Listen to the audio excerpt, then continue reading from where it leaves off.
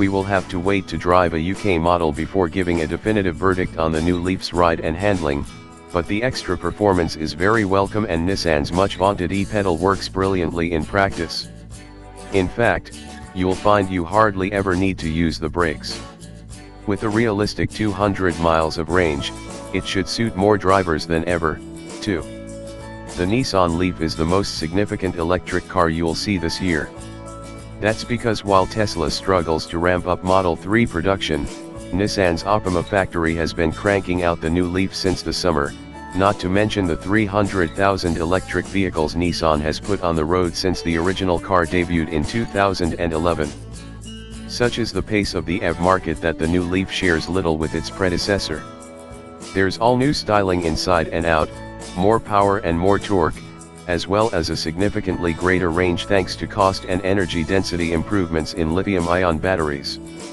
A suite of new technological features cap it off.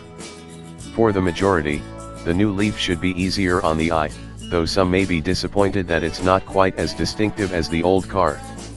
The play-it-safe styling still has some awkward elements, such as the long front overhang, but for the most part it sends the right messages: modern, practical, inoffensive. It's the same story inside, with a more conventional instrument cluster that's easier to read at a glance, while the floating central dashboard of the old car has made way for a regular built-in design. The seats are flat but feel comfortable, and there's plenty of space in the rear, with a 435-liter boot, too. But with no reach adjustment on the steering wheel, some drivers could struggle to find their perfect driving position. You still get the old Leaf's mouse-style drive selector though, and there's some familiar-looking switchgear. Press the glowing blue starter button and the new car has maintained the old model's sense of serenity.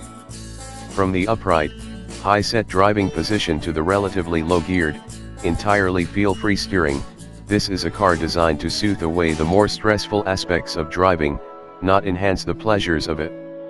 Our highway test route revealed little about the ride and handling, but nothing about the Leaf's demeanor suggests it's been designed to entertain, at least until Nissan pushes the Leaf Nismo concept into production. For the time being, that leaves the Volkswagen e-Golf and BMW i3 the electric hatchbacks of choice if you want to feel a little more involved during your commute. That said, the punchier powertrain is a big improvement. The Leaf steps off the line smartly, and with the new e-pedal setup switched off, it's brisk and responsive even at higher speeds. You can now join motorways with much greater conviction than the old car allowed. You can stay on them for longer too, with a, still to be homologated, NEDC range of 235 miles.